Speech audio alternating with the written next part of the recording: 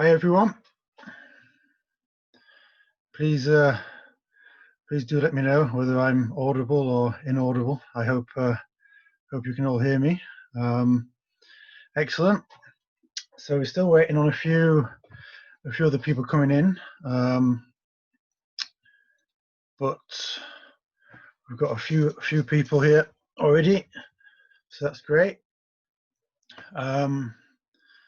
So obviously I'll kind of talk us in and kind of do a little bit of a kind of introduction as to what we're kind of hoping to achieve here, and then we can commence with our first speaker in a little while. But if I just kind of start to talk a little bit about kind of what's going on here and what we're hoping to achieve.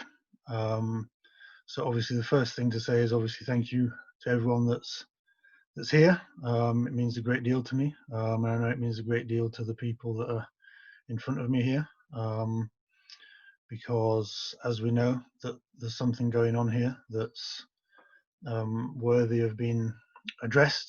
Obviously we know that men suffer, but unfortunately it seems that men don't always feel able to open up about that, and that's kind of why we're seeing the figures that we're seeing at the moment in terms of male suicide and male homelessness and alcohol abuse and drug abuse, and of course a lot of those things go hand in hand as well at the same time. So obviously thank you very much indeed everyone for being here, and a little bit about kind of my backstory and kind of why this has become an issue that I'm particularly passionate about.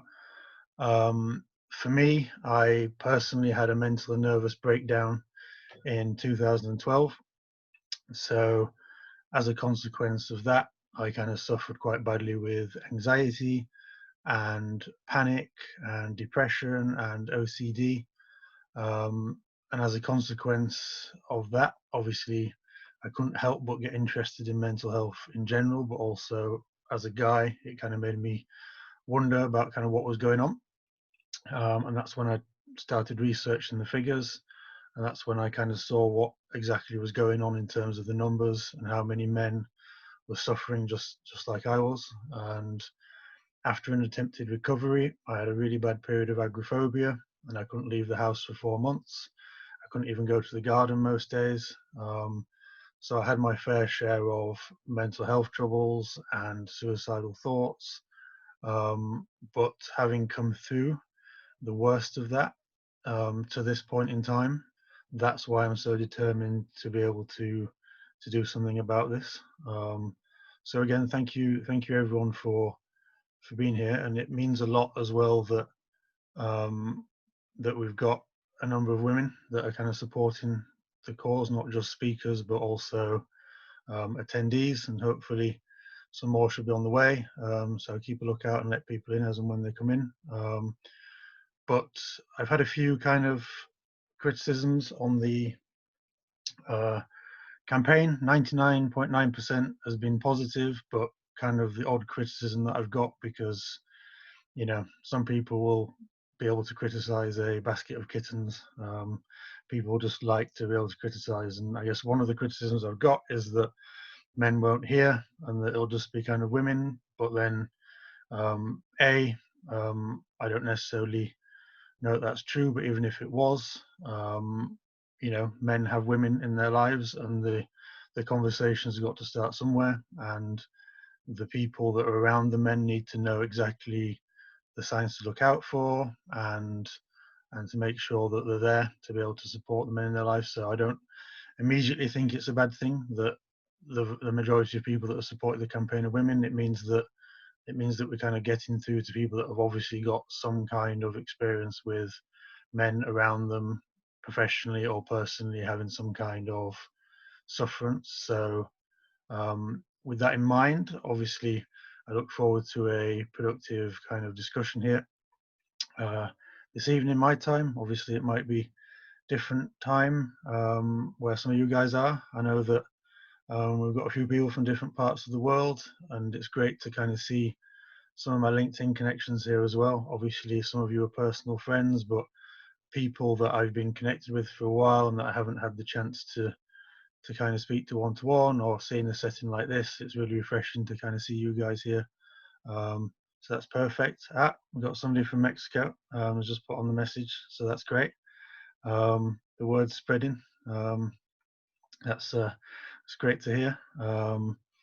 So yeah, please do type in there if you're in a different location, so we can kind of get a sense of the geographical spread. And I've got my friend Galena on here from Ukraine, I can see, so that's great. And Rachel is over in the States, so that's even further afield. So yeah, that's great to see. So with that in mind, obviously we'll crack on shortly. We've got our first speaker is going to be Muriel in a couple of minutes time, and then we're going to be talking to Axe. That's his name, not his hobby, which I'm pleased to say. So we'll be talking to Axe, and we'll be talking to Joe about exercise and mental health, and kind of their research in the area, both professionally and personally.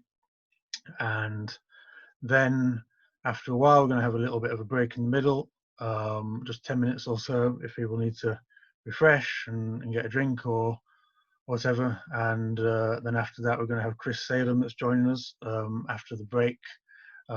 He's kindly going to pop in after his radio show. So he's going to be a good guest to have. And then we're going to finish up with Karina at the end, and talk a little bit about the solutions-based approach to therapy and see kind of what progress we can make. So with that said, I will invite our first speaker, Muriel. So I'll just kind of unmute you, and please let me know whether you're audible. Yeah, I'm here. Can everybody hear me? Yeah. Yes. Thumbs up. Okay. Great. We've got thumbs up from the UK, thumbs up from stateside. Well, that's great. So how's things, Muriel? Yeah, things are good. It's been a busy couple of months. Lots of things going on with my coaching business, and yeah, just want to spread out the coaching goodness and help as many people as I can. So yeah, that's good. Excellent. Well, obviously, thanks for being on. It's a pleasure. I mean, I know we've had a chance to speak before. I was privileged enough to be on Muriel's podcast, From Good to Great, Leadership with Muriel, which I'd highly recommend. And yeah, please do tell us a little bit more about yourself, Muriel, and kind of how you managed to get interest in the area of male mental health in particular. Yeah, so I think, you know, the reason why I'm a coach, and I think for me the main driver is to maintain good mental health. So it's one of many ways, you know, therapy, physical exercise, all of these things. I think we all we all want to maintain good mental health, and I think coaching is one way of doing that. My particular context is leadership coaching and coaching professionals in organizations, but also entrepreneurs who want to build their own business. And I think that mental health for me is really important, first because I've had also my share of poor mental health in my kind of teenage, early adulthood years, and I suffered from depression, and I have been through some of the similar things as you've described, and so since then I've decided that, you know, this is something that I really want to help other people with, and particularly as I struggled for many years thinking I was on my own, thinking that I had to solve those problems, that, you know, I was just alone and on my own, and so I really want to encourage people to see that you're never alone, and that there's always you know, people to support. In terms of so that's the bit on mental health. In terms of male mental health, I think for me it's quite blatant that, well, it is really interesting as a coach, because if I look at my private clients who come for me for either building a business or even life coaching, all my private clients are women. So I don't have any men on the private side, which I find really interesting, because it means that, yeah, all the people reaching out to me for support, whatever kind of support they need, will be women. And on the kind of leadership organizational side, I coach many men in positions of leadership, and I've noticed that most of them will hold back from discussing anything to do with their emotional health, how they're coping with situations. Even the question, how are you, feels like they're kind of holding back from just giving me an honest answer. It's always, yeah, everything's fine. Let's move on to the business. So let's move on to this. And I'm really detecting that pattern, that it's difficult to create a space for men to bring their human side to work, or to the business, or to the kind of the leadership role. So I'm really seeing a pattern here. And again, I'm not quite sure exactly why this is happening, but I've definitely detected that. And so this is something that I've been wanting to kind of address, or use my voice to address and to understand, and which is why in my podcast I wanted to do an episode about male mental health, and that you came obviously on the podcast, and we had a really insightful discussion. So I think there's the big picture of mental health in my life, but there's also the male mental health, which kind of is kind of have shaped up over the years of coaching, and I've detected that pattern as well. And I want to be able, for me, it's a 50-50. I don't coach women particularly. I don't coach men particularly. I would want to have that kind of 50-50 balance, and I'm seeing that there is an imbalance there in terms of people reaching out. So that's why. No, that makes a lot of sense, and it was kind of really interesting as you were speaking there, because you mentioned about obviously the difficulty of men being able to open up and to be able to articulate. And you remember, Joe, that when we had a conversation for my YouTube channel, and you said there was that little part of you, even when you were sharing, that felt like it was unnatural. And even as I was talking kind of at the beginning there, it kind of felt like, wow, should I be doing this? Like, people are actually listening to this, and I'm telling the world that I had a breakdown, and am I going to kind of come across as weak and as unmanly or unmasculine? So there's definitely something going on there. And for me, it's frustrating when we try and turn these things into a competition between the genders, as opposed to a dialogue. That kind of competition for sufferance, like, I think is really unhealthy. Like, the fact is, where there's humans, there's sufferance. Like, it's not gender specific. And God knows that we've got enough to kind of suffer from in the world. So kind of how do you think that we kind of got to this point in Muriel? Because it sounds like, for what you're saying, obviously a lot of your clients are women, and you'd love to be able to coach men, because we can put to bed the idea that men aren't suffering, so it's just that they're suffering in silence. So Yeah. What about that is kind of so prevalent, do you think? Yeah, so I think, and this is interesting what you said earlier about people criticizing the small 0.01 people who said that there were lots of women attending this event. I think that's a token, an illustration of the problem that you are trying to solve. Is that, why is it that men don't directly get involved more with this and don't sign up for the event, or even do you know what I mean? So for me, that's the people criticizing this are actually making a point in your favor that this is relevant, what we're doing here. And I think in terms of the coaching, and also that there is a behavior that I've noticed even in organizations where there might be a group of people that I coach individually, and sometimes I have group sessions. And I really notice the behavior of men in that group. And when I get men who might be within the men's group, who might be a little bit more, I would say, in touch with the feminine side, it might be not the right way to phrase that. I don't know how to phrase that, but they might have that sensitivity, and sometimes sharing things that might be a little bit more personal, sometimes they get looks and they get other people, other men turning around like as if, why are you sharing this? Like, that's not what we're talking about. But so I've noticed that, and there's also a lot of competition between men and how they try to be the more manly, etc. And I think this is one of the things that we discussed on the podcast, that there is this kind of alpha male competition going on, and when you don't want to be part of that, you're kind of uncomfortable and possibly put on the side. So yeah, so I think that there is that going on, and I have also noticed that with a group of women that would not happen with men. There is clearly there's just a difficulty to be more in touch with one's sensitivity. Well, that's what I've seen anyway. I don't know if the men here will agree with me, but I've definitely noticed that.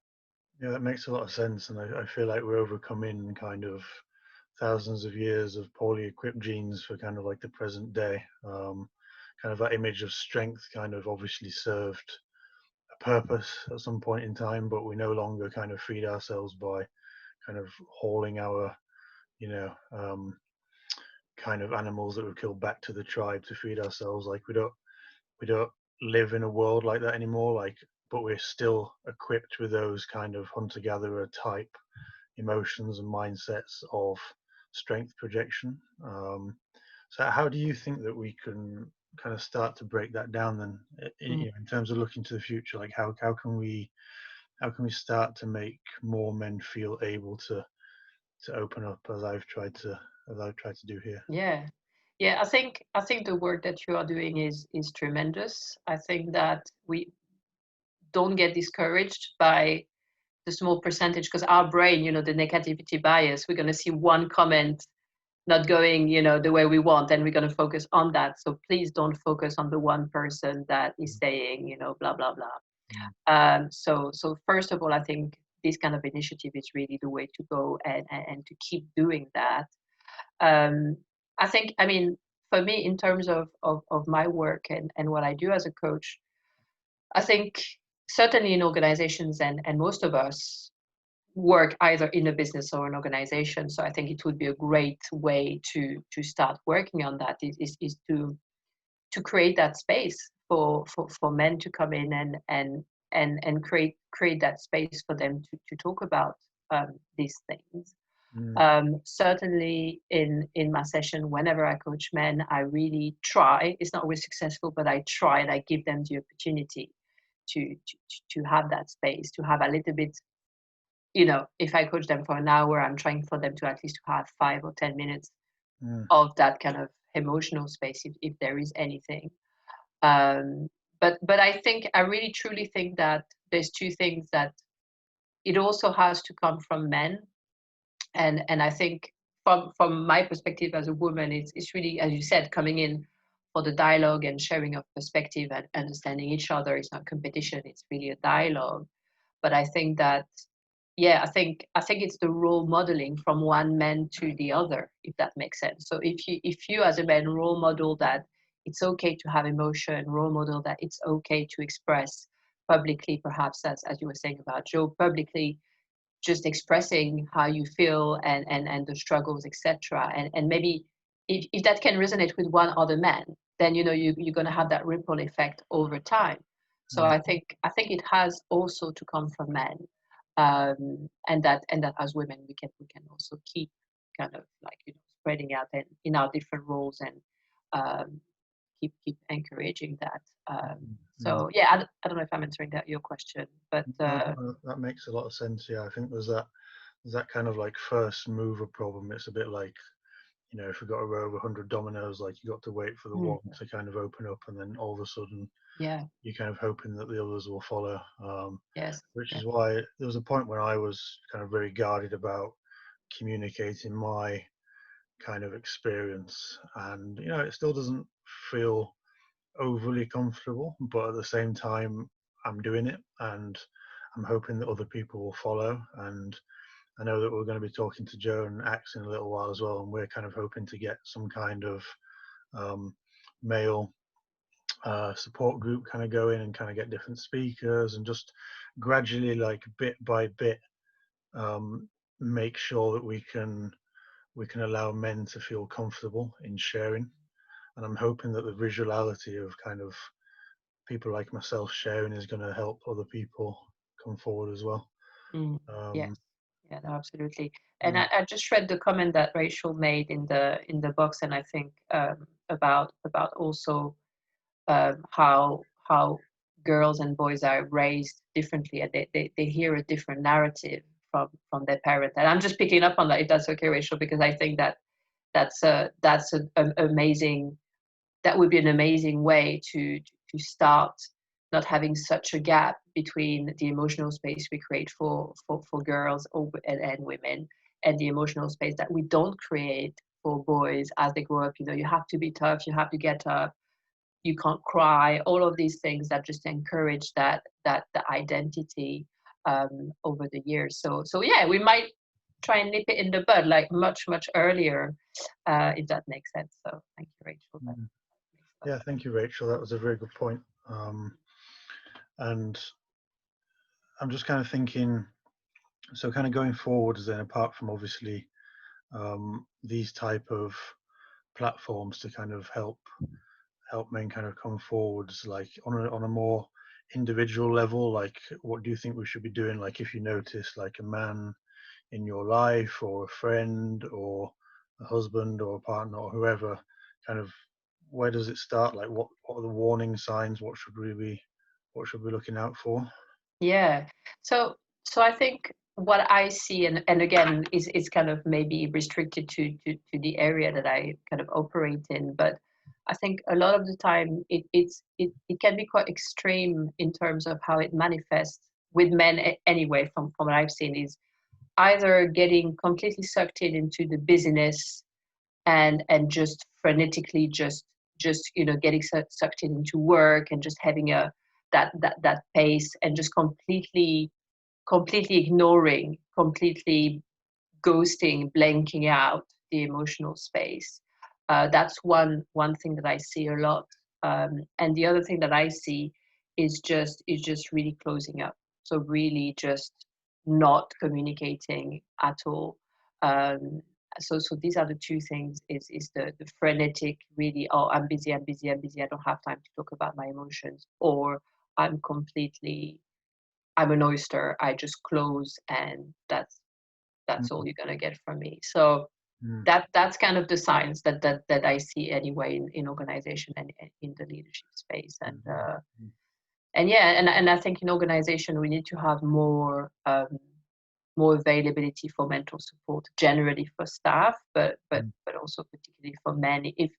If it's difficult for men to open up to a group, or in a group setting, then it might be a good idea to have at least that one-to-one space that is mm, available. mm, Um, so yeah, mm, these are the signs that I see. mm, mm.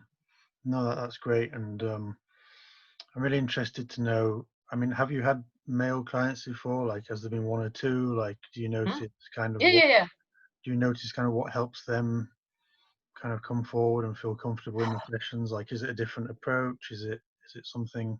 yeah.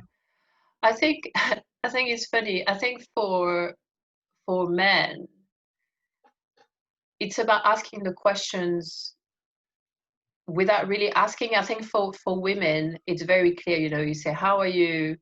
How are Mm, things going? How's the project going?" And it's just gonna come out. Most of the time, it just like comes on the table, and then you can deal with things. With men, I think you have to be a little bit more subtle in your approach and create that emotional space for them. Just maybe with silence sometimes. If you get a yes or a no and they won't go further than that, then you just sit and you just wait. And maybe sometimes something else comes out, and then you can pick up on just that one little tiny thing that they've said, and you can kind of expand on that bit by bit. And so I think with men it has to be more subtle. You have to show them that you get it. You get it, that it's not easy. You get it, that they need to do it at their own pace. mm, Maybe because of the conditioning, or maybe because it might be more difficult for them. But Mm. yeah, I think that's one thing that could help in the approach.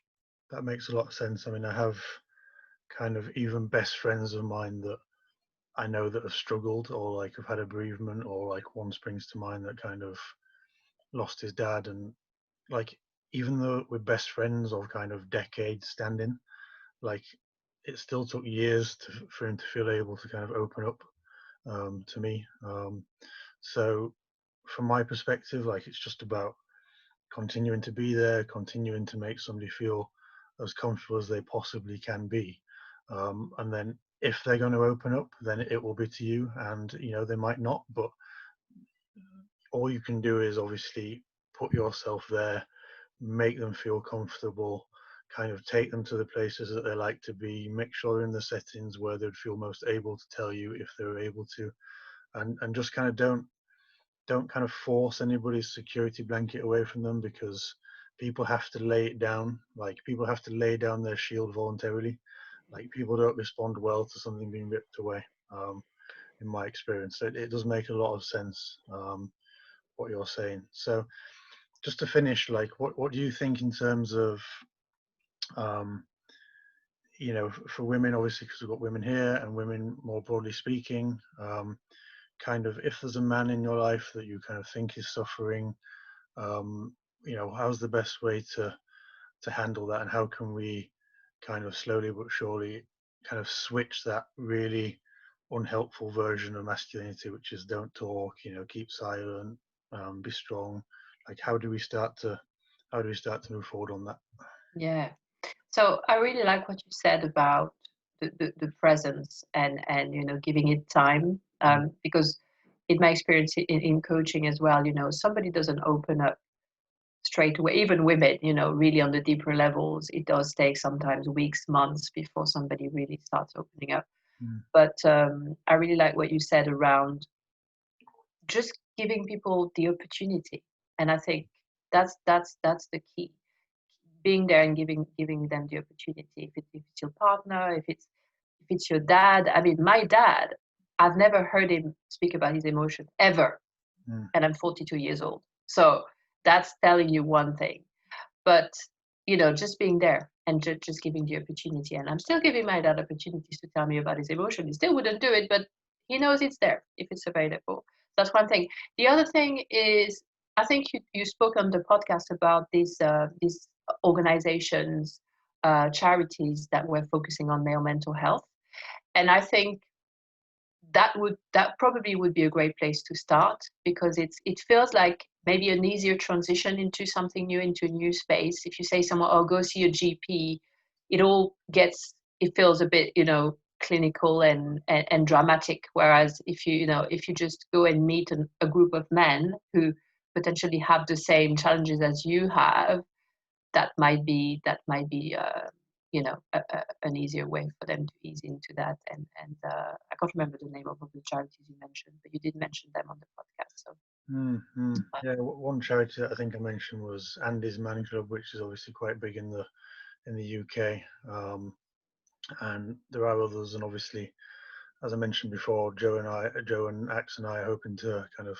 start some kind of support group, just to, because I think the more men that are just like, as you said before, like visual in their expression of kind of what they've been through, like, you know, it just strikes me as the best way that if we can just normalize it as much as we can, like some point it will become, you know, not second nature, but kind of more on the way to that, compared to kind of where we are now.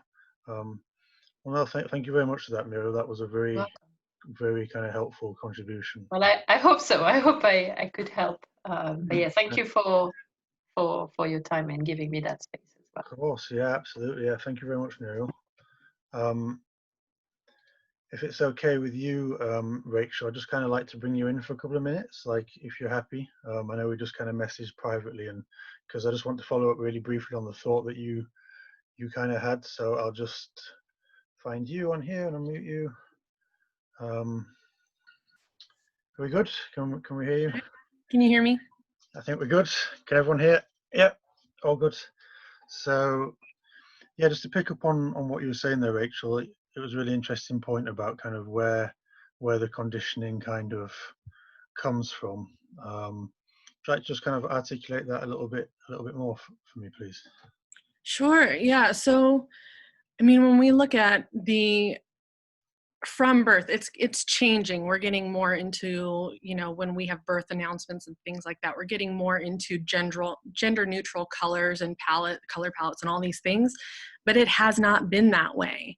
And going along with that, we have traditionally for centuries raised little boys to, you know, don't cry, don't be such a girl. If you fall down, brush it off, throw some dirt on it, you're fine. You know, we raise little boys to grow up and not show emotion and not show when they're hurting and not ask for help because they're boys. And, you know, you want to grow up and be a man, and that's what men do. Men, you know, are tough. Men are not encouraged to seek help, whereas girls from an early age, if they fall down and get hurt, they're coddled, you know, and that's sort of what we build on. Women have so many more resources for support, and men grow up learning that to ask for support is weakness and vulnerability is weakness. And what happens when we, you know, condition men from an early age in that way to not ask for help, then they don't. And often the person that men become the closest to be able to, you know, because like you guys were just talking about, men sort of need to be drawn out before that security blanket gets taken away. And men often develop those safe and trusting relationships with their intimate partner. And because a relationship has been established there, so that's the person they go to. And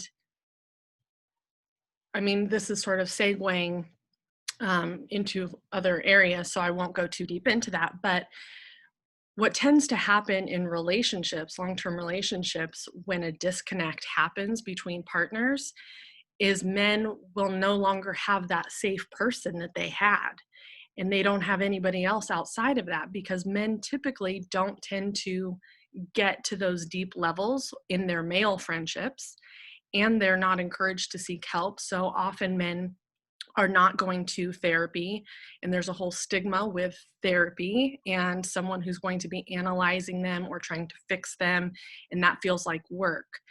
And men most often need a safe space for someone to, as Muriel was saying, as you were saying, you know, be present and allow them to kind of come out on their own terms, on their own schedule, where they feel comfortable. And if they don't have the male friendships that go to that level, and they're not able to go to therapy for various reasons, and now their partner, who is that one person that they have a trusted relationship with, who they have finally felt that safety because they've been conditioned not to show that side, they're feeling disconnected, they start to shut down, and they don't feel safe anymore in that relationship. Then they have nowhere to go. They don't have a healthy outlet. And then that can turn into sort of numbing sort of behaviors with alcohol or substance abuse of any kind. This is also why men tend to have affairs, is because they're not getting emotional support where they are used to having it. And then they might find somebody just not looking for anything, but someone who sees them and accepts them, and they haven't experienced that in a really long time. And that it's sort of transference, because it's not that they fall in love with this person, but that person is filling a void that they haven't had. And so maybe a man has no desire to leave his family, but an affair will happen if he's not getting that emotional support and that safety at home with that relationship where he's supposedly established trust. And there's a huge double standard with women saying that we want a strong man, or / we want a sensitive man. But that only really, when we look at what women say or what they do, they don't actually encourage men to be sensitive when it's in regard to their own emotions. Women want sensitive men to their emotions and what they're going through. We want a man who can hold us and hear us and be that safe space for us and be sensitive in those terms. But oftentimes the women who are saying that they want a sensitive man are not viewing it through the lens of being a true partner for the man who is sensitive and holding that space back for them. Yeah, that makes a lot of sense. I think that's a really kind of compassionate way of viewing it. Like, I feel like instead of just kind of demonizing, like, you know, I'm not saying that all men are virtuous, or that every time that a man kind of acts in a certain way that it's not wrong or anything like that. But at the end of the day, like, if we start from the premise that by and large people are looking for the right solution and to kind of do the right thing, it doesn't necessarily follow that any patterns of behavior that are out of the norm are necessarily worthy of just kind of, you know, castigating them. Like, it's necessary to understand the reasons behind why certain things are happening. And when you talked as well about kind of differential kind of access to services, like, that was a really interesting point, because I'd be interested to hear, like, whether it's the same in your neck of the woods. But over here, we kind of hear so many statistics about women kind of get the therapy more, and that might be true, but then the conclusion from that is, like, if we're to believe the media, that's because women must suffer more, not that people are suffering from both genders, but men are just not coming forwards. Like, is that how it's spun, like where you're from as well, like that if women are accessing therapy more, it must be because they're suffering more? Like, that seems to be the narrative here, but from my perspective, it's just that men are not coming forwards. Correct. Yeah, that's absolutely accurate, because men are not encouraged to get support. Vulnerability is weakness, and that's what we teach all over the world. I mean, looking just biologically how we're wired, men are supposed to be the protectors and the providers, and they go out and kill the animals while the woman is gathering berries. I mean, biologically, we have evolved in so many ways, but this is hardwired into us to where men do not equate expressing emotions as being that provider and protector. And so many men that I have talked to and work with, it's hard to get them to be drawn out of that silence, because they tend to feel like, well, I'm supposed to be the provider for my family. I have to take care of everyone else. I'm fine. I have to be that for the family. And they don't dig deeper, because they're so holding on so tightly to that persona that they don't ask themselves, but what do I need? And it's a very, it's commendable that men want to really step up and be that role for their families, but they also need support, and they're not encouraged to get that support because they need to be that role. So it's definitely that way here. And men are very much struggling.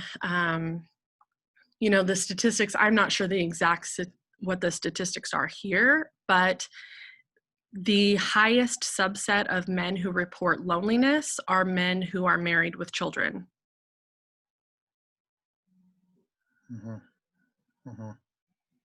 That makes a lot of sense, yeah.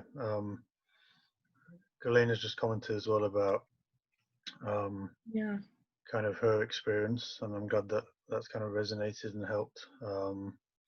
Yeah, I mean, crying, like, it's one of those things that, like, if we weren't meant to cry, we wouldn't. Like, it serves a biological purpose. Like, it's kind of like, I like to think of it as like we're filling up the water tank with all this kind of like stress and worry, and then it's just turning that valve and kind of letting out the pressure now and then. But if we don't, then the whole thing just kind of like bursts, and that's when we end up with these dire consequences. So no, thank you for that, Rachel. I know that I brought you in somewhat unexpectedly, but that was really helpful. Thank you very much for that.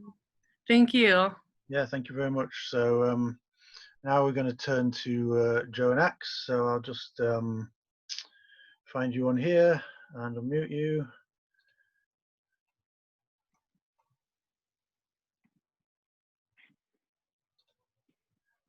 Can we hear you guys? Give us a wave and a shout. Good evening. Good evening, everyone. All right, so how's things, guys? Very good. Yeah, very, good. very good from my behalf. Yeah. This is going to be difficult with two people speaking at the same time. I know. I'm gonna have to preface every question with like, Joe, Axe, you know, this one's for you.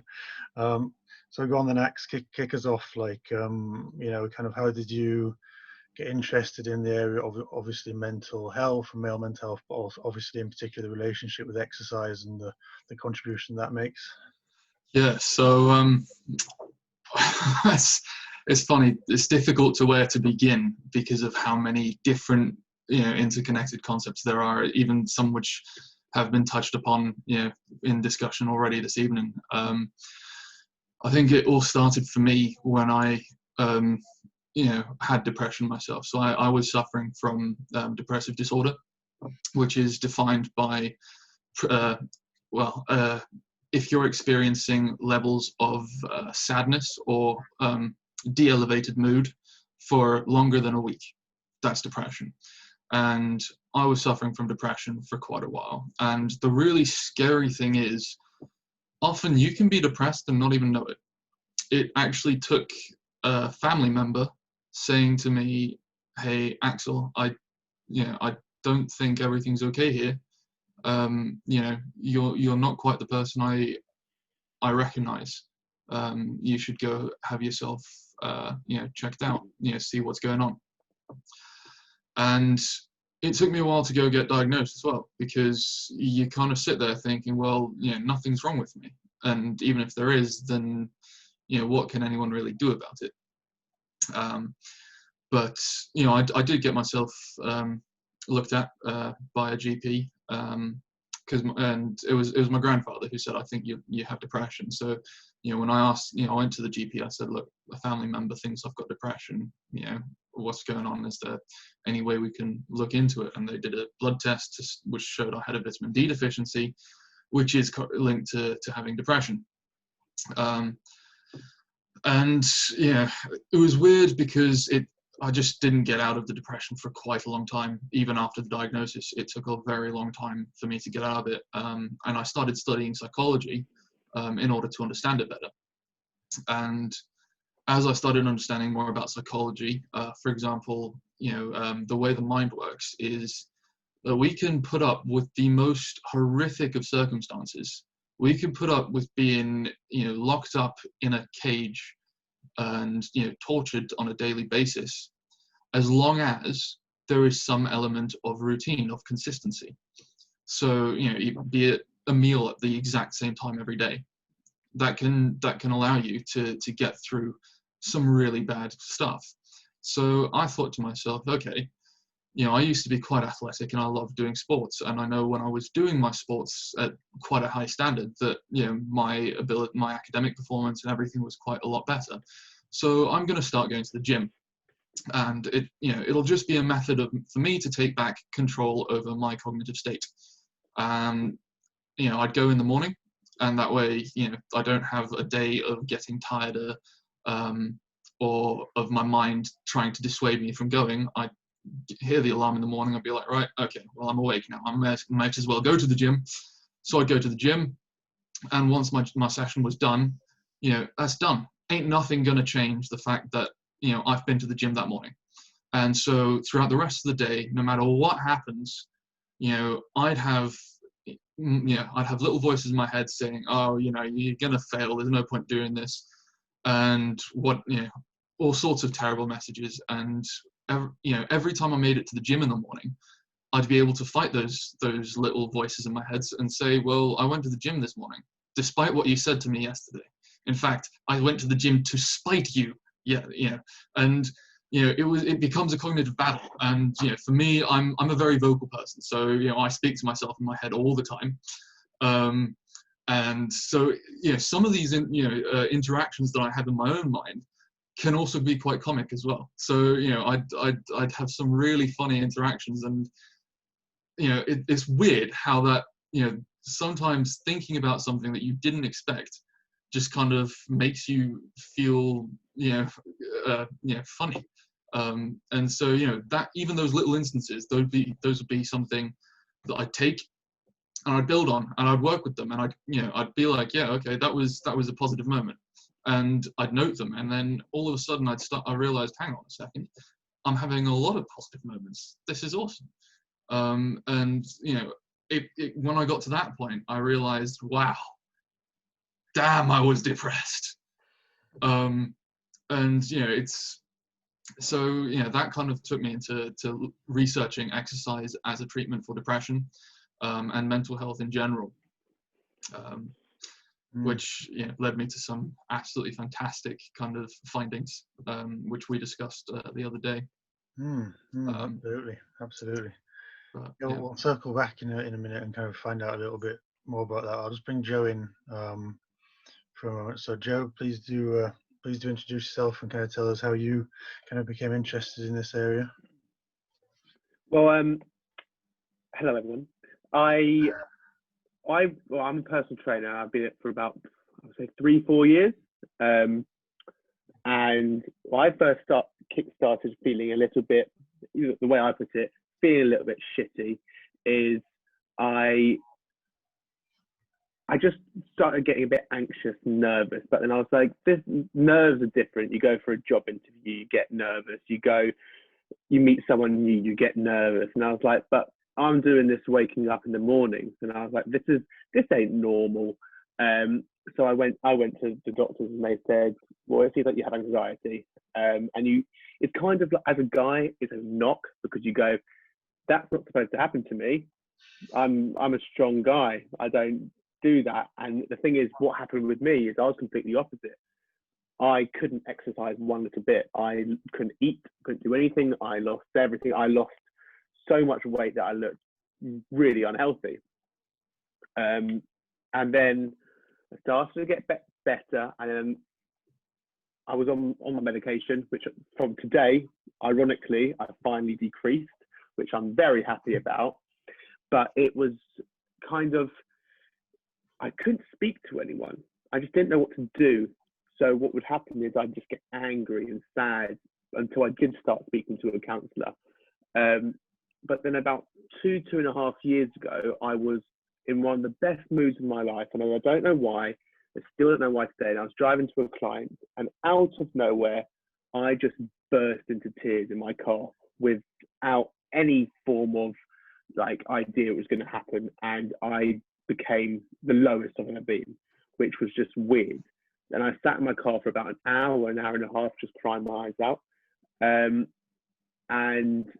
I did text my mum, and I text my friend saying, I'm not feeling very good. Which then my family have been amazing. My mum's been absolutely amazing. And I think it's very difficult for a parent to look at their child with something like that. So they try and kind of push it away. So I was like, I think I have depression. So I was like, no, you don't have depression. It's probably anxiety. But I was like, in my head, I was like, no, I know I have depression. And I just got even more into exercise. Helps. First, after all that, exercise helps.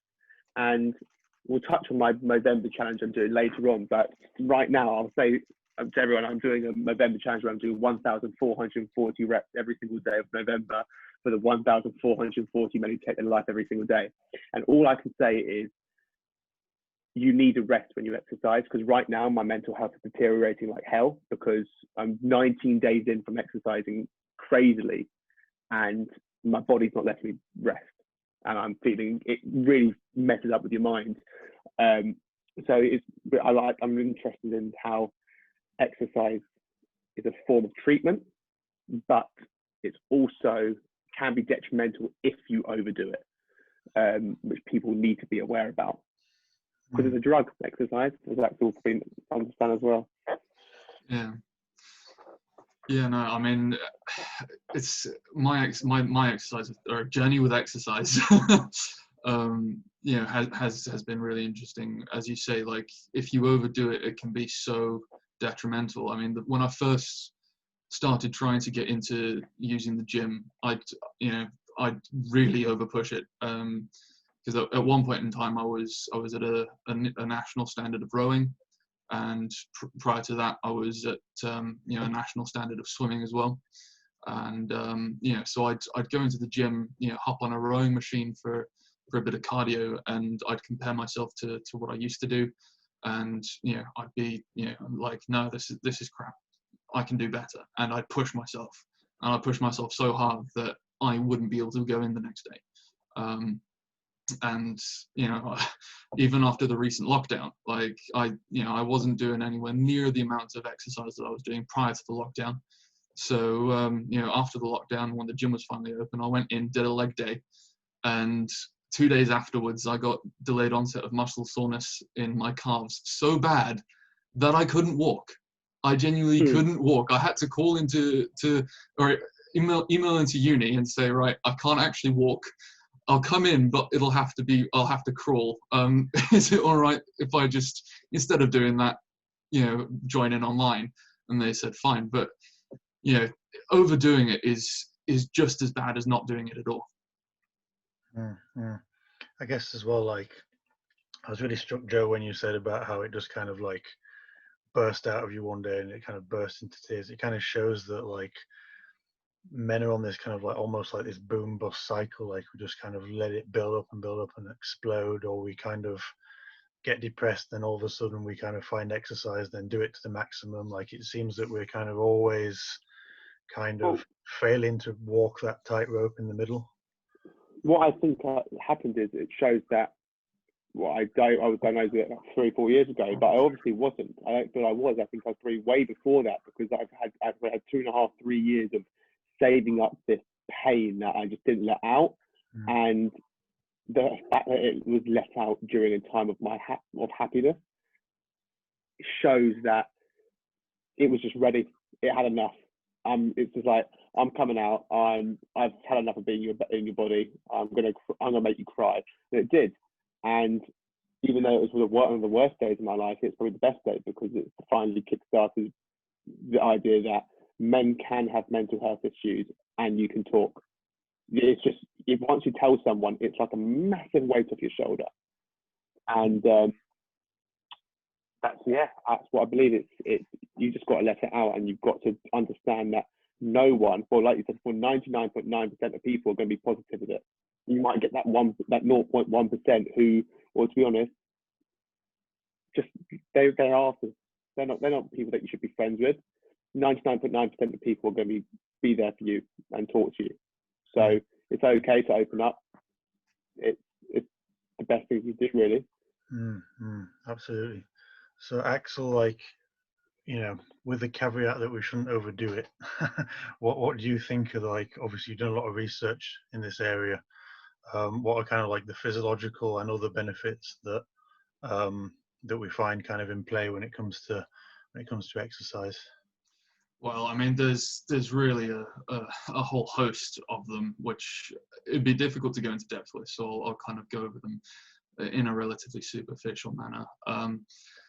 But I mean, first off, again, where to start? First off, the one that I find most prominent from my research is the idea that by performing exercise, you're forcing yourself to engage in the world around you. So there's a model of or a neurocognitive network model of depression, which was created in 2016, and basically it talks about two networks in your mind, in your brain. And basically, the first one is the autobiographic memory network, which is responsible for your memory and how you perceive the world, and then your cognitive control network, which is responsible about your current interaction with the world. And in mental health illnesses, especially like depression, the autobiographic memory network is overactive, causing distortions in how you see the world, whilst the cognitive control network is underactive, meaning your ability to deal with it is lessened. You're not as capable to deal with the excessive distortions that you're seeing in the world, which kind of just leads to an increasing downward cycle. And by exercising, be it alone, you've got a lot of factors, things like, when you're running, you're focusing on your breathing, you're focusing on getting that extra mile in, or you might be weightlifting, so you're focusing on the repetitions that you're doing, you're counting the repetitions, your mind is connected to what your muscles are feeling as they're pushing that weight. And so things like that. And then also with when you're exercising with people, so you might be doing a team sport, or you might have a gym buddy that you go to the gym with. So there's a social element of exercise as well that can also have added impact, which forces you to engage in the world around you. And it kind of just forces that imbalance in the two networks to just kind of readjust, so that your cognitive control network is more active.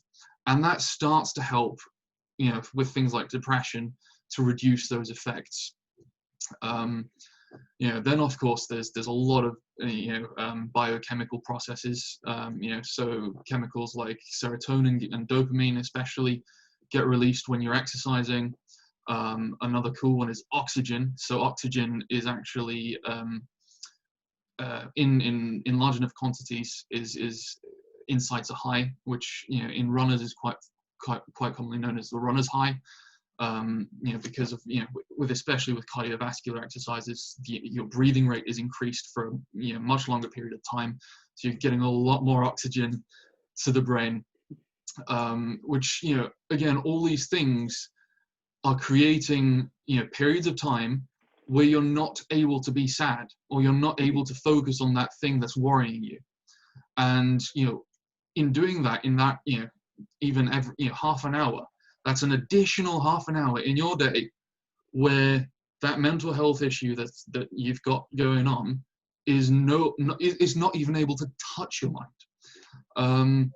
I mean, there are issues with places like gym, and especially for men with things like body image.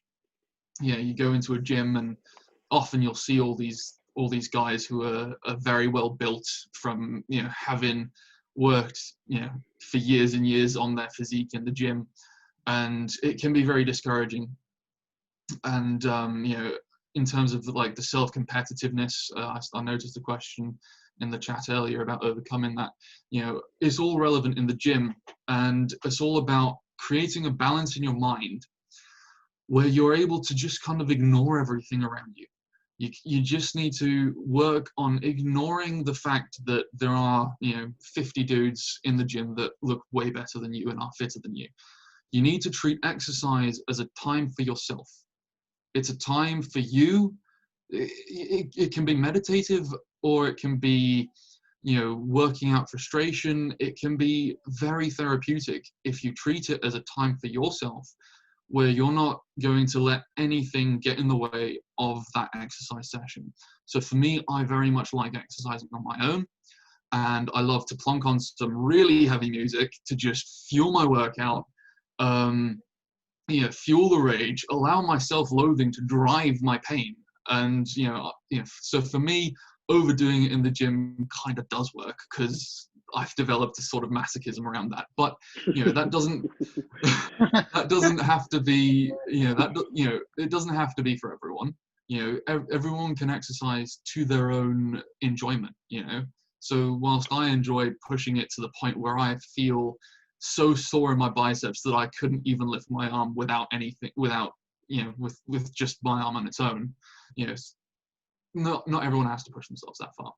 Well, you mentioned earlier, sorry, you were saying about the breathing, the oxygen, and the things with the science behind exercise. And my favorite thing is that with exercise, it releases literally a hormone called the feel-good hormone.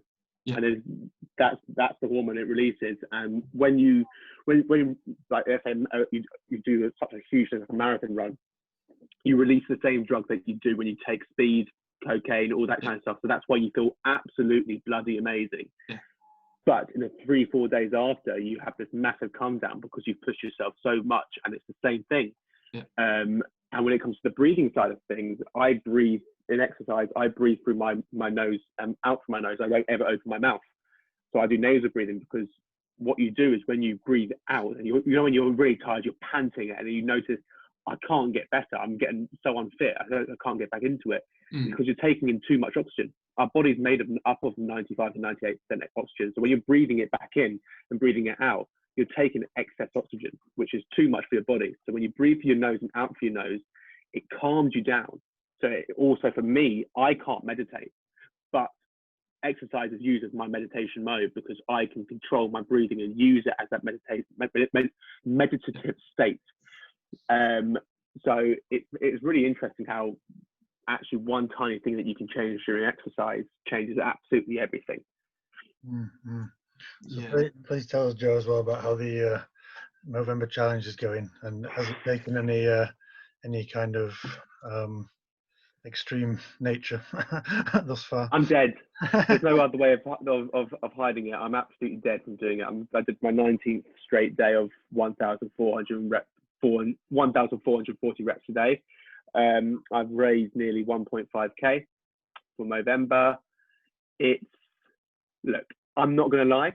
I don't know why I'm doing it. It's hurting. I hate it, but I know I'm doing it for a great cause. So it's a struggle, but I know after I will feel, well, actually, no, I don't feel good after because I've overdone it. I feel good that I'm doing it for a good cause. So right now I'm buzzing for the end of November so I can have a week off exercise. Because right now I'm looking at exercise and going, why do you do it? But you do feel brilliant, and it's really hard, but it's for a very, very, very good cause. Absolutely. So Axel, like, where do you think people could start? If people wanting to get into exercise, want kind of an easy way in that's going to feel like it's got balance and it's kind of providing those benefits that you mentioned. Like, where could somebody start off? Yeah, I mean, so the key with exercise is balance, really. That's the bottom line. There are a lot of elements to exercise, flexibility, strength, endurance, conditioning. The key to being able to use it to its maximum effect is balance. But in order to see some benefit, the benefits from exercise for mental health, it's not very complicated. There's no there's no specific amount of time, so you can do it from as little as 10 minutes to as much as 60 minutes. Intensity doesn't matter either, so it can be relatively low intensity, and the mode doesn't matter either, so it can be resistance training or it can be cardio style training.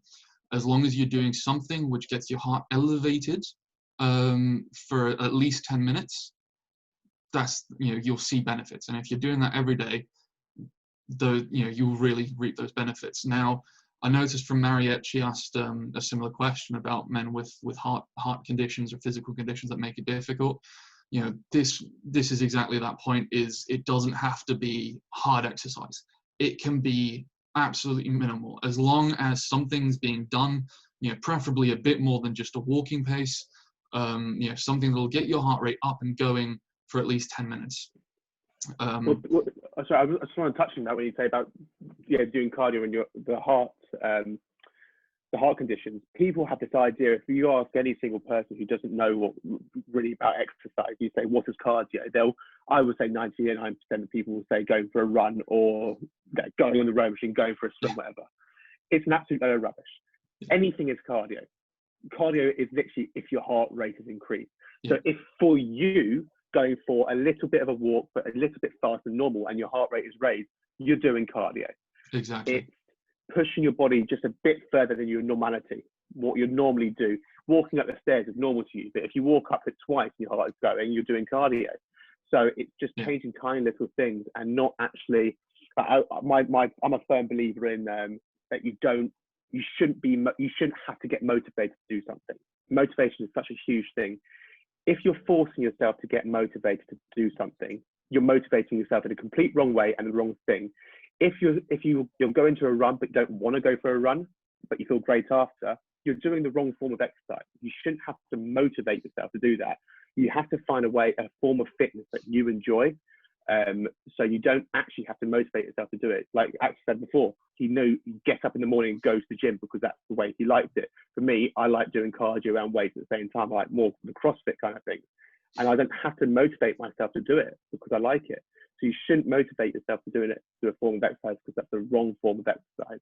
choose what you like to do, and it'll end up being part of your routine.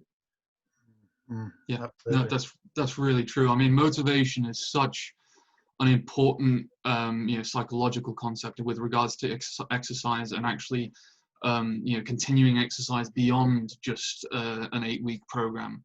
Finding an intrinsic motivation is absolutely key. If you're exercising for reasons of looking better, you're not going to get that intrinsic motivation, because you're not doing it for the sake of enjoying what you're doing.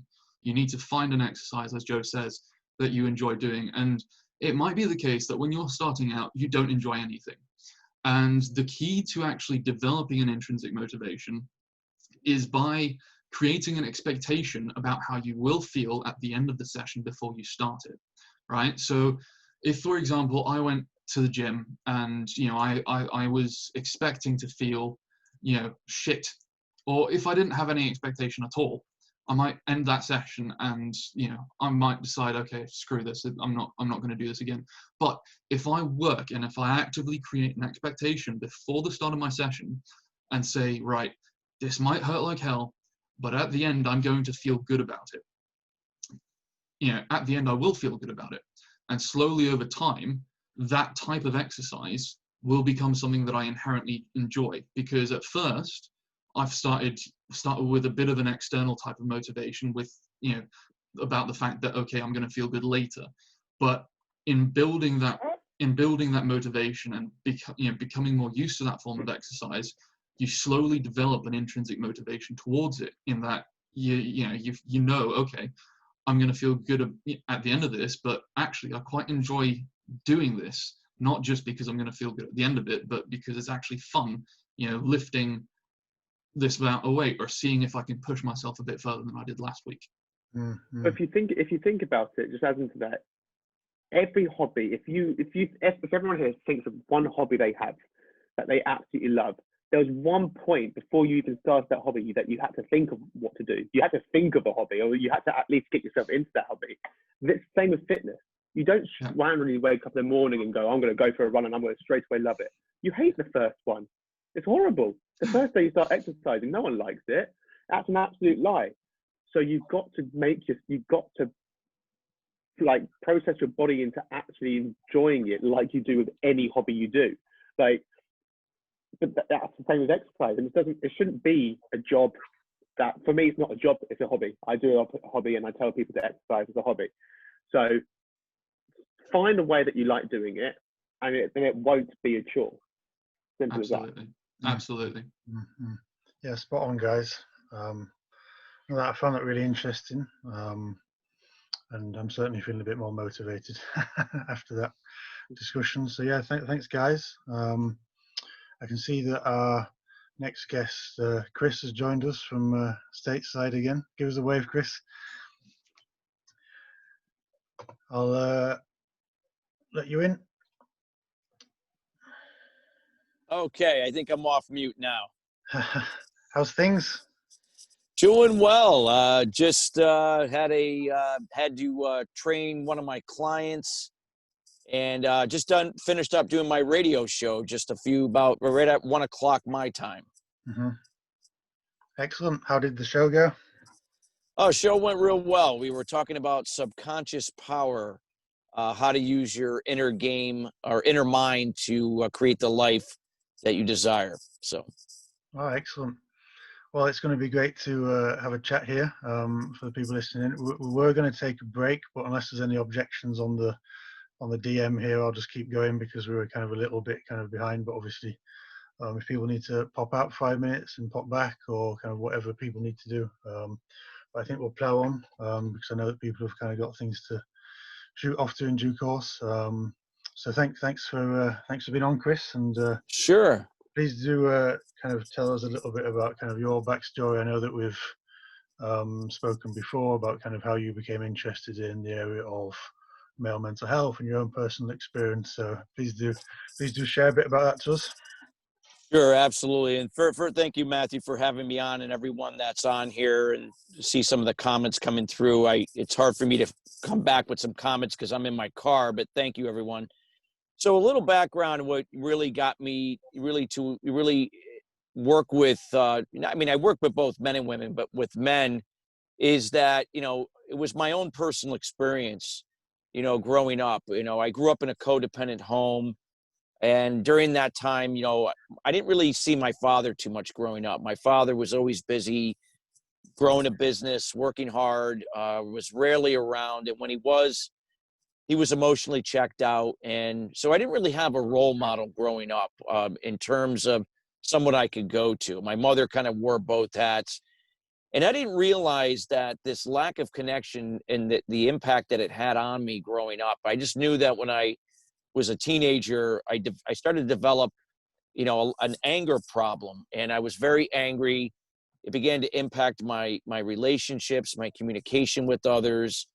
It affected my level of self-esteem, confidence. I didn't know what was really happening. I just thought, well, this is all part of the process. But nonetheless, it had a tremendous impact on me in a negative way, in that I didn't realize until later that I had this need for validation from other people. So I had to go out of my way to either, one, please others to get that validation, or I could be very aggressive in demanding certain things from expectations onto others that went often unfulfilled. And I didn't realize that this need for validation was because I didn't have it from my father. Now, why I bring this up is I wanted to kind of plant the seed of, why I'm so committed to helping other men in this area, is because there are other men who have shared similar experiences, whether if it was growing up with a disconnect with a disconnect with their fathers.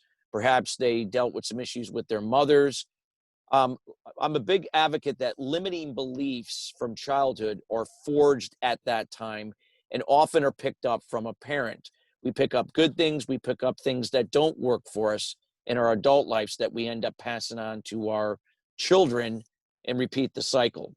So I had a life-changing experience at 30 years old when my father was dying of cancer at the age of 56.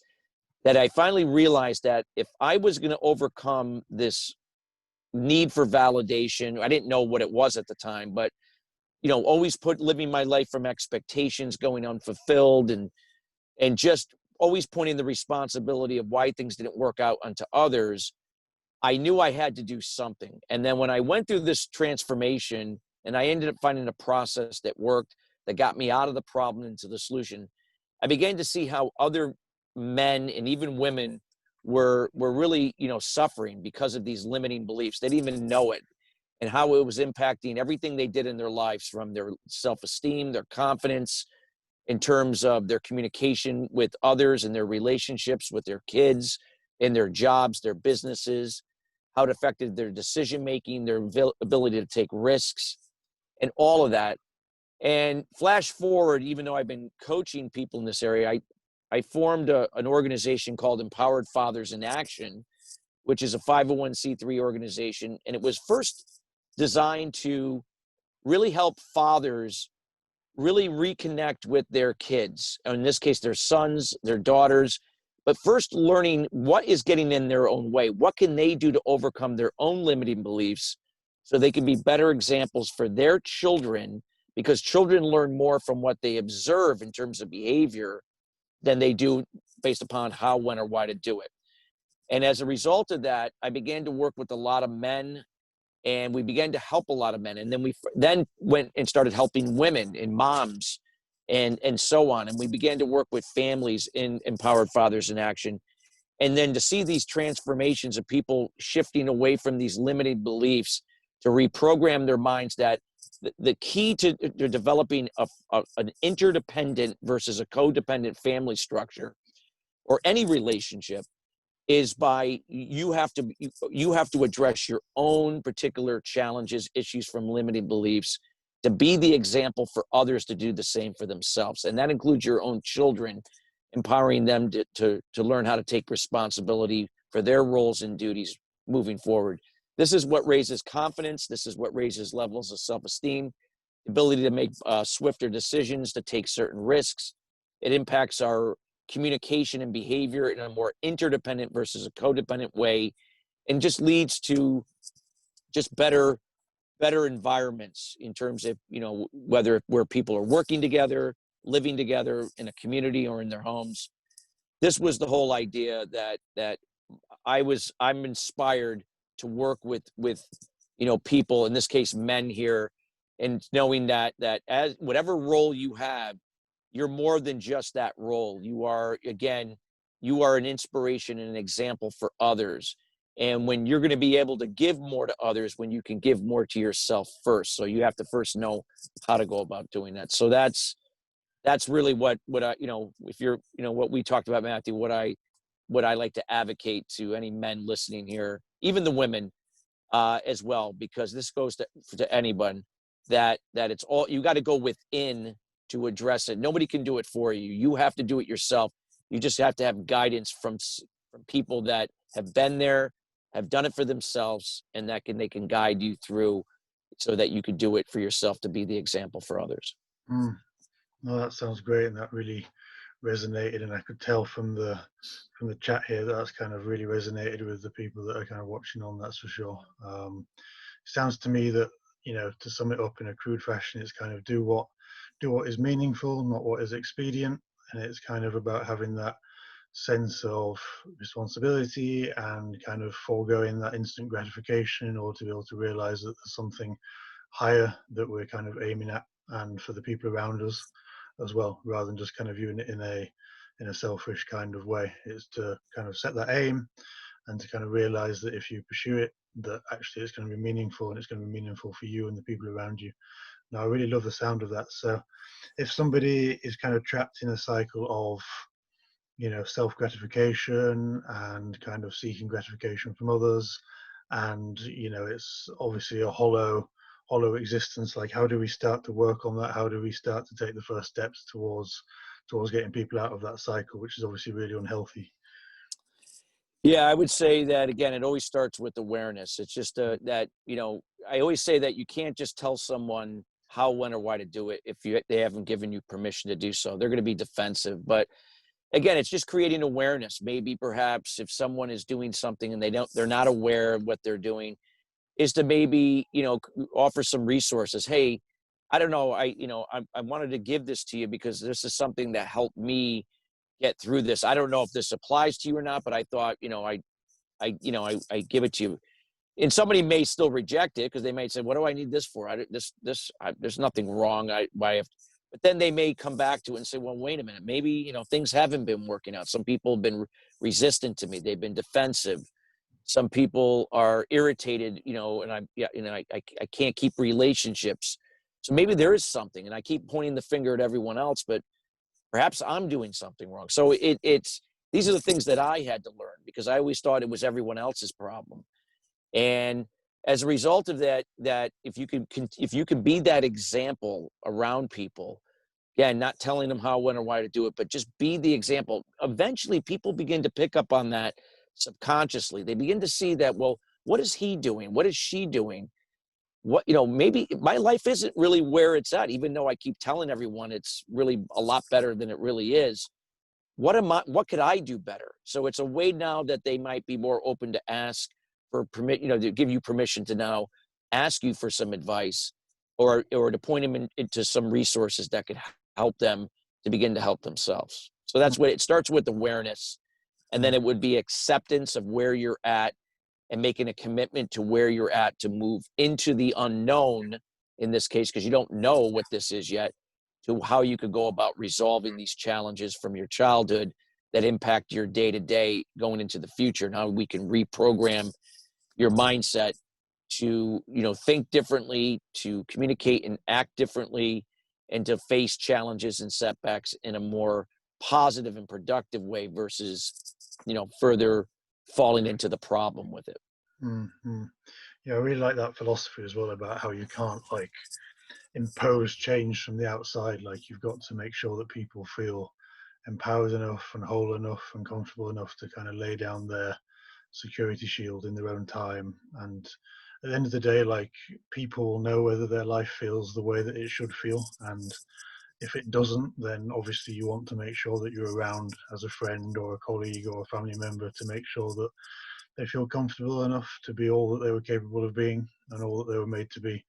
And people kind of chase all these really short-term pleasures, and now as well, like instant gratification is at a maximum high, obviously with social media and kind of celebrity status and things. But ultimately, like, if that was the answer, then no celebrity or millionaire would ever kind of self-harm or commit suicide or be on drugs. But quite the opposite, like, these things often seem to have a causation between each other. So I really love what you're saying. So kind of what are these kind of higher meanings that people could look for? Obviously, like family is one, work's another. Is it kind of those things that you need to have as like a fixed point that kind of allows you to keep going towards something? Yeah, I mean, I would say that, usually a lot of times it's these triggering events that trigger negative emotions. That's usually the sign that you're hostage or being held hostage or captive to these limiting beliefs. So I'll give you an example. Mine was anger. So if somebody were to cut me off in traffic 23 years ago, that's when I went through this transformation. I would just get irate and blow up, and people would say, God, man, a car cutting you off can get you that upset. And, that's what I thought. I said, yeah. But in reality, it really wasn't the car cutting me off. It was just a trigger. See, what I was mad and upset at was that I didn't have that connection with my father that I had wanted. And I just didn't realize that. And it was just all this built up anger and all these disappointments through my experience growing up as a child, things he said, things he didn't do. And then obviously other experiences, it could be bullying. It could be, certain things that you were hopeful for that ended up getting taken away. It could be a lot of different things, but it's mainly the root cause to my limiting beliefs. The need for validation was my father. But again, it's not that my father did this intentionally. See, I began to realize that my dad could only be who he was. He could only give what he had. He didn't have it from his own father. How could he possibly, do this with someone else? Oops, sorry, I came off there for a minute. And so I in order to be the example for others, to give more value, instead of doing it from a pleasing standpoint, doing it for them, you have to do it for yourself to be the example, to be a better resource. The best gift you can give someone is your example through behavior, through communication, through how you take care of yourself, how you nurture other people from empathy, not from pleasing and enabling them. There's a big difference. One is interdependent, one is codependent. I had to learn all these things like I was like a child again, because I was completely the opposite 23 years ago. I was so codependent, it wasn't funny. And so it took me a good, 3, 4, 5 years to kind of undo this way of thinking and how I behaved, how I communicated, how I looked at myself and other people, and shift that way of thinking with new habits and disciplines that allowed me to get there. And that was through meditation and journaling that allowed me to do that. Meditation and journaling is what got me to the root cause of my challenges, and then also allowed me to create my success foundation in the solution that to this day that I do every day. I meditate and journal 7 days a week, 365 days a year. I've been doing that for 23 years. And I do have a routine that I do in addition to that every day that I've been doing for 23 years. Wow. I feel like that's a couple of takeaways for myself as well. Journaling and meditation are on my list as well. That's for sure. I feel like after this, I'm going to be like exercising, I'm going to be journaling, I'm going to be meditating. Like, you'll all like see me again in like a year's time, and I'll just be like some kind of like, oasis of calm or something. But no, I feel like you're absolutely right. Like, I feel like we project like an underlying source of anger and tension onto kind of whatever is manifesting itself in front of us at any point in time. But kind of one of my favorite quotes is kind of the one from Friedrich Nietzsche, which is kind of the person that has a why can bear almost any how. And I feel like, by setting that aim, whether it's kind of family or work or helping others, it allows you to kind of buffet yourself between the storm and kind of have your eyes on the prize and kind of keep keep going. So no, that was really helpful, Chris. Yeah, thank you for coming in and sharing that with us. That was really helpful. I can tell that other people have found that helpful too. So thank you very much. Oh, anytime. Perfect. Thank you very much for that, Chris. Don't think I'm being rude by muting you again, but No, not at all, not at all. I'm gonna be listening in. I gotta head back to my office, but I'll listen on in audio here version as I head back. But I want to thank everyone on here today for taking time, being part of this with you, Matthew, because you're bringing so much value in terms of what you're doing today, helping not only us men, but also the ladies as well, because the women are a big part of our lives and are part of building that interdependent structure that we have in our families, our communities, and in our workplaces as well. Absolutely. I'm into that. And thank you very much, Chris. Enjoy your drive. Thank you. I mean, we could leave the audio on and hear you singing to yourself. I mean, or, just maybe not. Well, I'll put it, I'm going to leave it. I mean, if it's okay, I'll leave it, I'll listen in and I'll leave it on mute. And if I log off accidentally, I'll look forward to listening in later. Of course. Perfect, Chris. Thank you very much. Thank you. Take care. Right, so next up we are going to be talking to Karina as the final speaker. So I'll just find you and unmute you. There you are. Can you hear us? Can you give us a wave? I can. Hello, can you hear me? Yep. Can we all hear it? Yep. Perfect. How's things? Have you enjoyed it so far? Yes, thank you. It's been really interesting to listen to all the different perspectives and meet all these amazing people that have all these experiences to share and to also share with the world, so that hopefully, we can make a bit of a difference. Absolutely, absolutely. Yeah, I think it's been really helpful so far, and I'm glad to see that perhaps a few of you that didn't know each other before managed to get connected, and obviously you can all communicate after this, and I feel like there's probably some kind of really good working relationships to come out of this, which is a huge positive. So please do kind of obviously tell us a little bit more about yourself and your background and how you became interested in the area of male mental health in particular. Well, as we spoke about a little while ago, I kind of didn't start out in this field.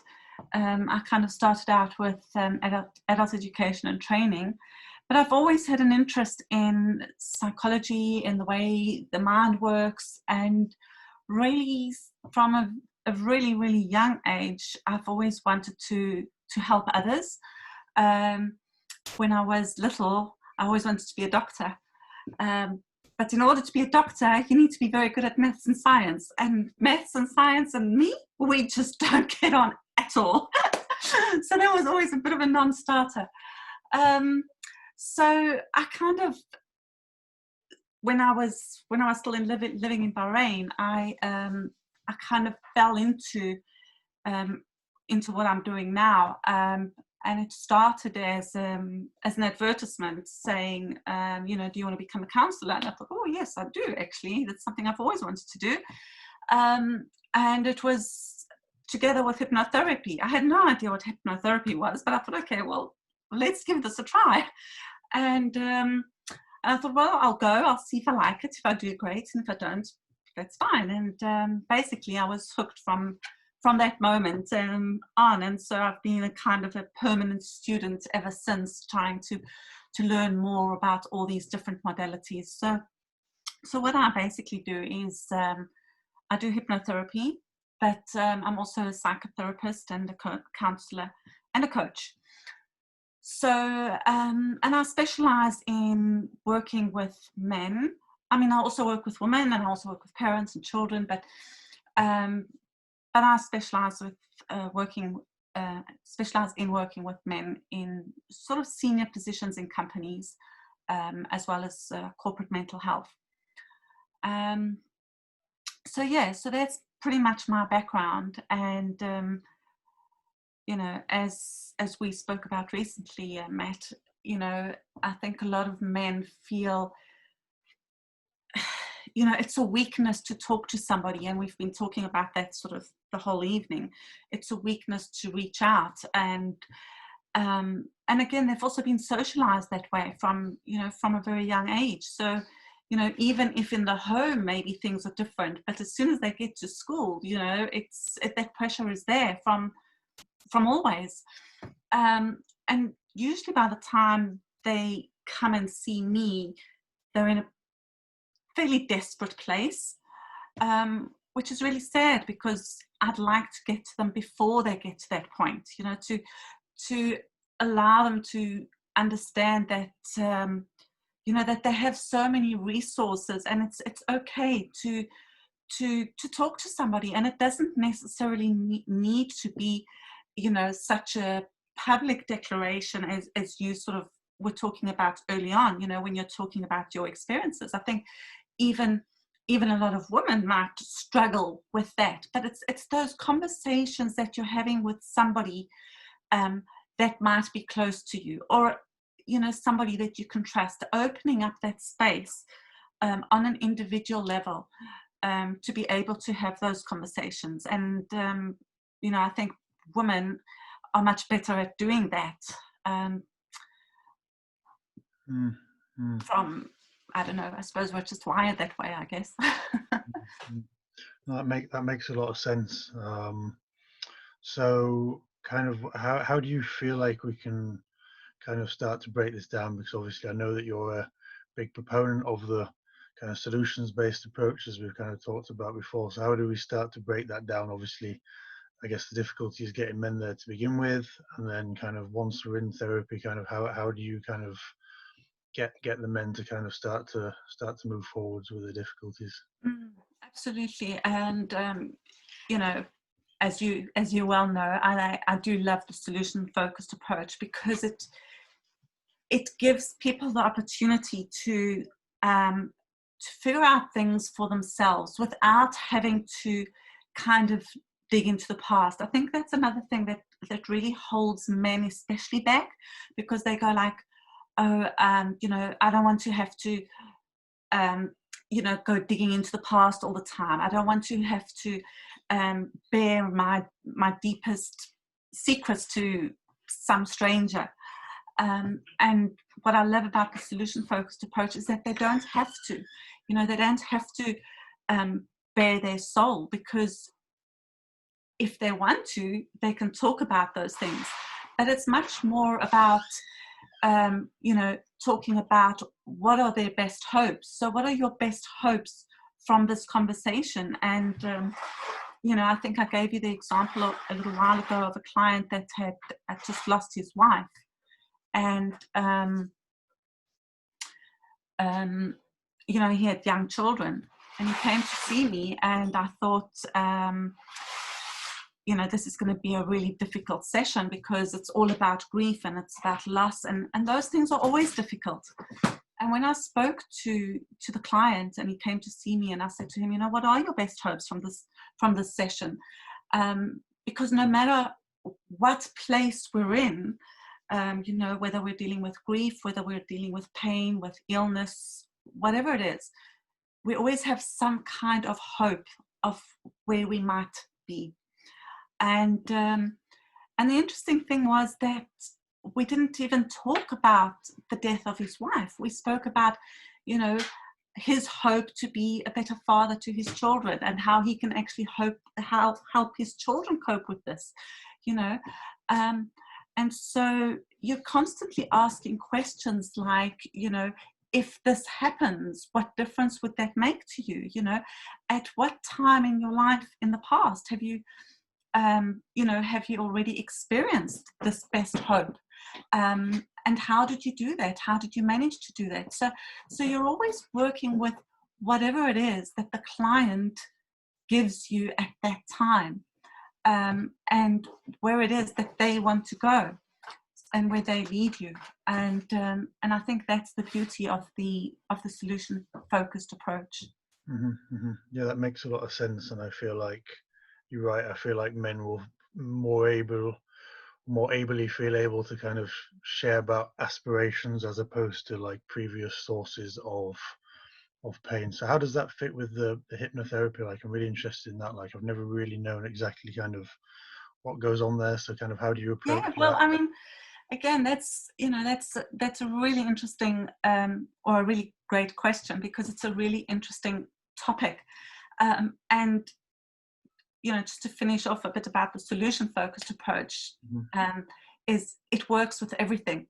So it doesn't matter whether you're working with adults, with children, with parents, with executives, with grief, with pain, with hypnotherapy. It fits so well with any modality that you're using. And hypnotherapy is a very powerful modality as well for anxiety and depression, because in reality, my job, actually more than anything, is to unhypnotize people, because we're being hypnotized.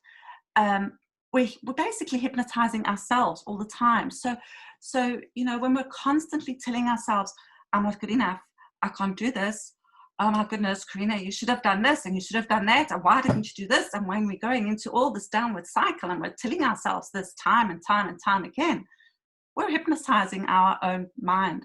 And so what we need to do is actually to unhypnotize ourselves from that. And hypnosis is a very natural state that we kind of drift in and out of several times a day without even realizing it. So when you're driving in your car, which none of us are doing right now, but mostly when we drive in our car, from our home to our work, initially that trip is not something that we know. So we have to kind of really think about, how do we need to go there? Where do I turn? And we're really focused and we're really concentrated. But after a while, we know that route so well that we don't need to think about it anymore. So basically our subconscious takes over and our mind drifts off into another place. And we suddenly, when we get there, we go, oh, how did I get here? So we're still fully conscious, we're still fully aware, but we're in a different state of consciousness. And we can come out of that instantly like this. Like if a child runs in front of the car, you immediately go, oh, and that's kind of what hypnosis is like. When you're watching a TV show and you become so focused on that movie, for example, and you're getting into the emotions and the excitement and whatever is happening in that movie, that everything else just kind of goes into the background and you become unaware of it. So that experience becomes almost like you're living it.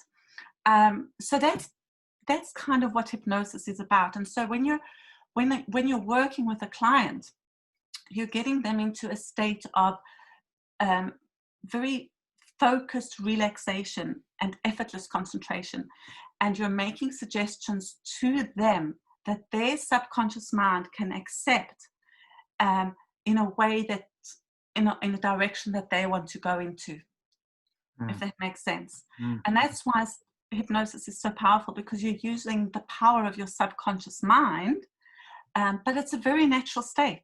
And it's not a state of, the hypnotist has control of your mind. No, it's actually empowering you to use your own mind more effectively and more powerfully to achieve the things that you want to achieve. No, I love the sound of that. And I like the point about how we're kind of hypnotized on a daily basis, and we kind of have the automatic pilot, so that kind of what you're really doing is the kind of the de-hypnotizing. That makes a lot of sense. How do you feel this would work with men? Like, have you tried this with men? Like, does it work? Like, what are the results? Oh, absolutely. It works brilliantly with men. It works just as well with men as it does with women. And in fact, we have another hypnotist who happens to be a male on this call. And I'm sure he would tell you, it works brilliantly with men. And as I said, most of my clients are male. And it works just as well with men as it does with women, as it does with children, because it's a natural state that we all drift in and out of anyway. And so it's you know, again, kind of creating the awareness of how we do that, and also teaching our clients how to do self-hypnosis, because when you're doing that on a daily basis, you're creating the results that you want in your life. And again, that's another one of the reasons why hypnotherapy is so powerful for for all these type of issues. Mm-hmm, mm-hmm. So kind of boil that down for me a little bit more then into like a practical sense, like you mentioned, kind of like self-hypnosis on a daily basis. Kind of where would somebody start? Kind of how would they come at it? Kind of what are the things to try and do in a concrete and kind of practical sense? Well, so, you know, if I'm working with the client and I'm teaching them how to do self-hypnosis, I would first of all teach them how to get themselves into a nice relaxed state, how to count themselves down, because that's one of the things we do. And again, there's different things, but this is, you know, if we're doing self-hypnosis, so I'd teach them how to count themselves down, how to make the suggestions to themselves, and then how to get themselves out of that state again. And in reality, it's not rocket science. It's very simple. And I think, you know, all of the techniques that we use, and especially for myself personally, I like to teach my clients things that are quick and easy, that they can use quickly, that are not long, convoluted, and, you know, very analytical. It's, you know, for example, if I have a client that's struggling with anxiety, I've got a thing that I kind of call the emergency stop. And I tell them, you know, when you become aware of yourself going into this state of panic, because, you know, anxiety is, it's all about that worry about what's going to happen next, what could go wrong, it's all about the future. And most of the time, all those things that we spend all this time worrying about actually never happen. So we spend all this time worrying and panicking about all these things, and 90% of the time they don't even happen. And if they do happen, you know, let's deal with them at the time. And so, you know, we spoke about earlier about becoming aware. Rachel mentioned it, and a few of the other people mentioned it. So the first thing really is for them to become aware of what's going on in your mind. And as soon as you become aware of this, to actually say to yourself the word, okay, stop, just stop. And then just take a deep breath in, and take a brief breath out, and just breathe out, and do it again. Take a nice deep breath in, and just breathe out again. And you will already notice how much better you're feeling just by doing those two things on their own. Because as I mentioned earlier, your breath is your only conscious connection to your subconscious mind. And when you're taking this deep breath in, you're actually triggering what we call the relaxation response, which is the opposite of the stress response. So we're bringing back all the things in our body back into balance. You know, when we go into the stress response, all the adrenaline, the cortisol, all of those things get released, and, you know, it's all about that survival mode that we go into. But actually, we're fine. You know, you're not going to die because whatever you think in your mind is happening, you know. So it's kind of coming back to that. And when you take that deep breath in, and the deep breath and the long breath out, you're bringing everything back into balance. And that's why that on its own makes a huge difference. So my sort of emergency stop is, okay, stop, take that deep breath in, and then think about what you can do. Because what we tend to do is we think about everything that's wrong, everything. And, you know, the guys spoke about it earlier when they were here, you know, their mind going into that downward spiral, and you think you're catastrophizing about everything. So what would happen if we actually did the opposite of that? What would happen if we started to think, okay, this sucks, but actually, what can I do?